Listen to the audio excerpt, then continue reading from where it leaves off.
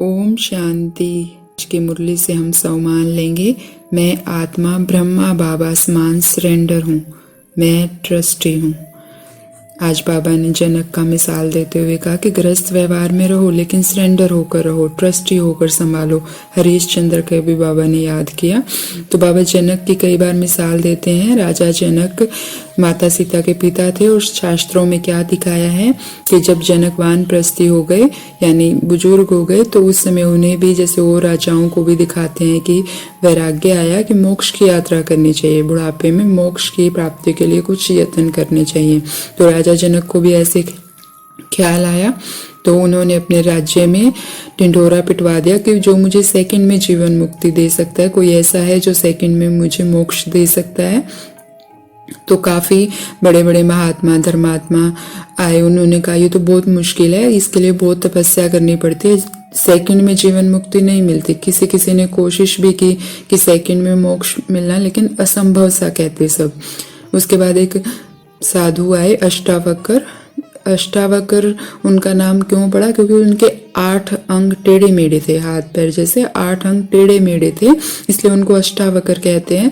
जब वो सभा में आए तो साधु सन्यासियों की बड़ी सभा बैठी थी, तो सारी सभा हंसने लग गई। तो राजा ने अष्टावक्र जी बोले कि हे राजन, पहले चमारों की सभा को बाहर निकाल दो। तो राजा जनक को समझ नहीं आया, किसी को भी समझ नहीं आया, लेकिन सारे चुप हो गए कि चमार क्यों कह रहे हैं, हम तो इतने बड़े बड़े साधु महात्मा है और ये हमें चमार कह रहा है।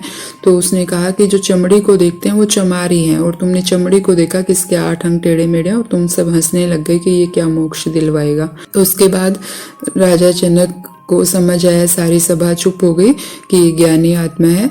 तो अष्टावक्र जी ने राजा जनक को कहा कि मैं तुम्हें सेकंड में मोक्ष दिलवा सकता हूँ, लेकिन इसके लिए तुम मुझे क्या दोगे?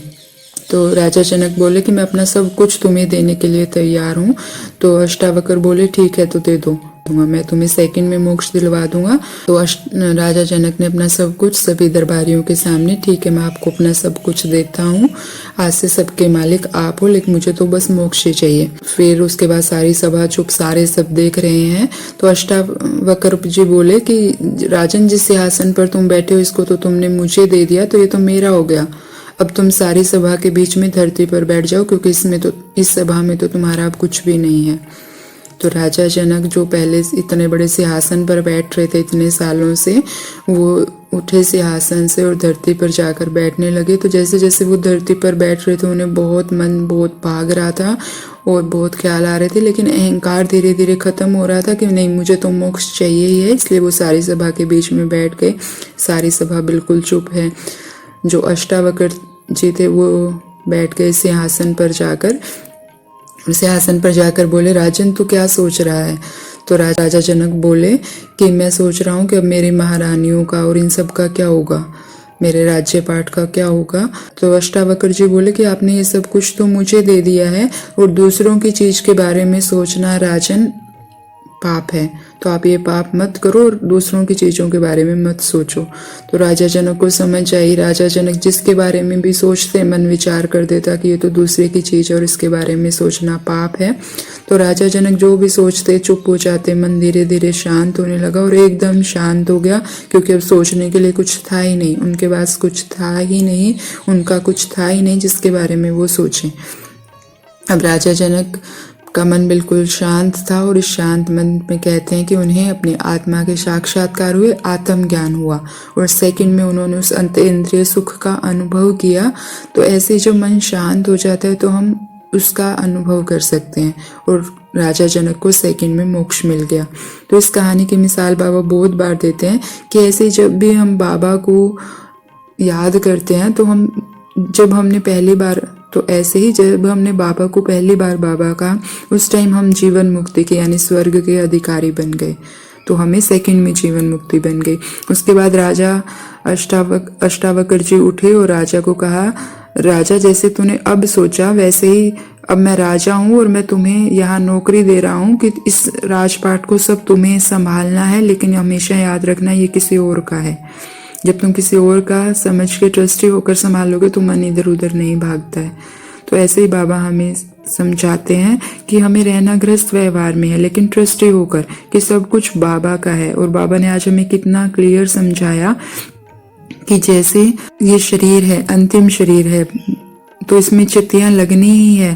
बुखार होता है तो क्या, क्योंकि क्वेश्चन मत क्या करो कि ये क्यों हो गया, क्या हो गया। पुराना शरीर है, जैसे मकान को मरम्मत कर करके चला लेते हैं, बाबा इस रथ को चला लेगा। और इस शरीर के भान से बिल्कुल खाली हो जाओ, तो बिल्कुल खाली हो जाए इस शरीर के भान से। ये मेरा नहीं है, अंतिम समय का पुराना शरीर मुझे हिसाब किताब अनुसार मिला है और मुझे इसे छोड़कर जाना है। बाबा ने कहा इस दुनिया में तुम्हारा कुछ भी नहीं है। जो हमारे माता पिता हैं, ये भी तो हमारा अकाउंट ही है। हमने कभी इनके माता पिता बन के पालना कि आज वो हमारी माता पिता बन के कर रहे हैं। तो हम सब यहाँ सिर्फ अकाउंट पूरे कर रहे हैं। अब इनमें सुख नहीं है, सुख तो सिर्फ एक बाबा की याद में है। तो बाबा ने कहा तुम्हारा यहाँ कुछ भी नहीं है सिवाय एक शिव बाबा के, दूसरा ना कोई। तो बस समर्पित बुद्धि हो जाए कि मेरा कुछ भी नहीं है, कोई क्या क्यों के प्रश्न नहीं, ये आत्मा क्यों ऐसा कर रही है।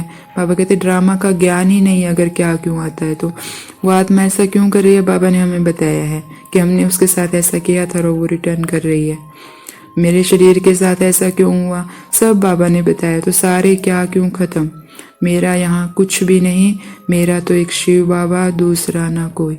तो आज सारा दिन मैं समर्पित आत्मा हूँ, मैं ब्रह्मा बाबा समान सरेंडर हूँ, मेरा तो एक शिव बाबा, दूसरा ना कोई।